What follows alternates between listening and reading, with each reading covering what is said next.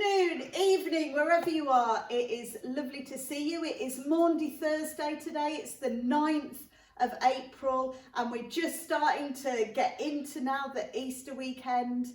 So Steve, do you want to come up and we'll start to just give you an update on some things that are coming up over these next few days and into next week. That's brilliant, thanks Liz. It's not only Maundy Thursday, Liz didn't want me to say this, but it's just under a month till Liz is 40. It was a month yesterday, so put that in your diary. She doesn't look it, I know, but she's turning 40. But it's great to be here, to be celebrating, to just talking to you, to be communicating with you again. So thank you for tuning in.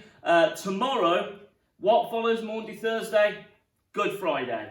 And so what happens on Good Friday is we're going to have a service screened live on YouTube and Facebook at 10 a.m.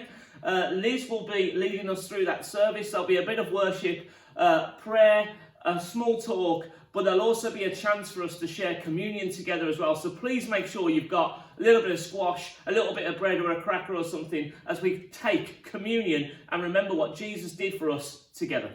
Yeah, so as well as that tomorrow, something else that we've been starting to put out there and mention to you all is that Elim are calling tomorrow to be a day of prayer and fasting for this season that we're in, for what is going on around our world at the moment, what is going on in our communities, to be praying together for different people and different things within that. So we've sent out a communication. Those of you that are part of Riverside should have had an email with information on that. If not, you can head over to the main Elim website and there's more information there. But just to give you a bit of a brief idea of what's going to happen is some of us here at Riverside have said we're going to fast for kind of 24 hours. So we're going to have an evening meal tonight. And then fast until our evening meal on Good Friday evening. So it'd be great if you want to join in with that with us. That would be awesome, knowing that we can support each other in doing that. Or even if you just want to miss one meal tomorrow or something else that is really important to you, to perhaps fast from that tomorrow.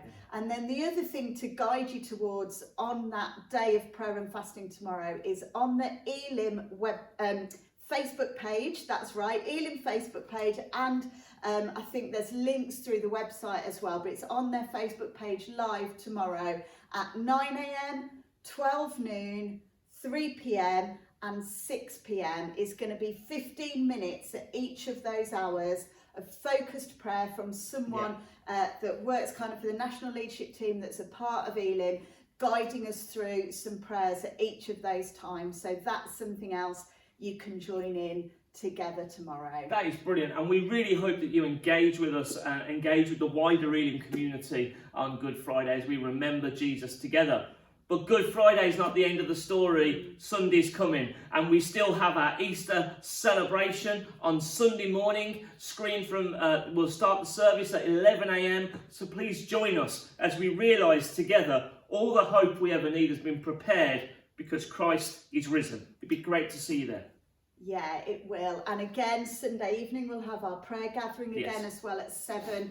So do join us for that. It'd be great to kind of end that weekend of prayer and celebration with that time of just praying together again on Sunday at 7. Will be brilliant. And then also something that's totally different for some of you, something that we just want to put out there, is something called Spring Harvest. Some of you may have heard of it. Some of you may have been to the event that happens normally every Easter at Butlins around the country. It's a great Christian event for all ages, for families, for youth, for older people. There's loads of great teaching, worship, and kind of age-specific things as part of that. Now, obviously, because of the time at the moment, they've had to cancel that event. But what they're doing is they are streaming it online instead. How awesome! So from Monday, it's called Spring Harvest Home. What's it called, Liz? Spring Harvest Home. It's in the title, really, isn't it? You can access teaching, worship, seminars, youth ministry, family worship times, great songs, words from the Bible as they just unpack what they were going to do online this year. So we're going to put out more stuff about it, but if you want to know any more, just head to the Spring Harvest website, and they've got programs of what's going on when, and it's all going to be on their YouTube channel, and it's free. All that teaching and great encouragement, inspiration, family time together, and it's free. So we'll put out more links and things like that through Facebook, but if not, head over to their website and you can find out more. That's right. I really want to encourage you to do that. There'll be some phenomenal teaching online all of next week. It'd be great for us to engage in that together. And just something encouraging to close with. As you know, I've been reading through Mark, and I'm on Mark 9 at the moment. And there's the moment of transfiguration, it's called in the Bible, the time where Peter, James and John go up the mountain with Jesus, and they get this revelation of Jesus as the Son of God, the Messiah, on the mountaintop. And Elijah and Moses even turns up. It's an incredible moment. But up there, whilst this incredible moment's happening, Peter said to Jesus, "Rabbi, it's good for us to be here. Let us put up 3 shelters, one for you, one for Moses, and one for Elijah." Peter had become blinded to the mission of Jesus Christ and the mission that Jesus had given him by the goodness that was around him.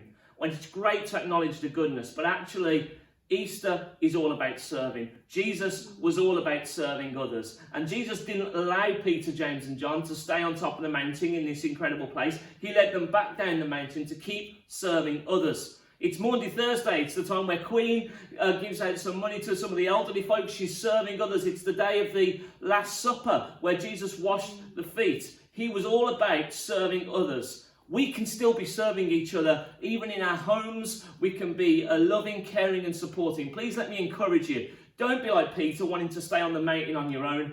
Jesus led him down the mountain so he could keep serving others. And we can keep serving others too. So please keep looking for those opportunities, because that's exactly what Jesus would want us to be doing. Yeah, great. So we're going to say bye for now, but we are really looking forward to seeing you virtually over this Easter weekend. The church may not be able to be open for us to gather collectively, but the church is still going to be meeting, still going to be celebrating, and still going to be worshipping our awesome God this Easter. So we look forward to seeing you over these next few days.